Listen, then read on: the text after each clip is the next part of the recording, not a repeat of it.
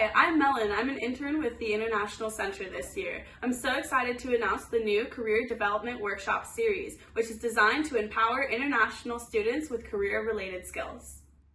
The Career Development Workshop series will begin with a job search and interview skills session led by a counselor from the Division of Career Pathways, who will give you an overview of the DCP's online tools. The second session will be a CPT and work authorization workshop. Here you'll learn about the process of CPT work options and work authorization process by an International Center Advisor.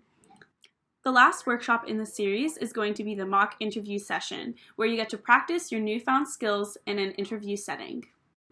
This series is also going to have a cohort experience, where 25 international students who have registered in advance and submitted their CV or resumes and have attended all workshops will receive a certificate upon completion. Join us this fall for this eventful series at thetinyurl.com/cdwsfa20. We'll see you there.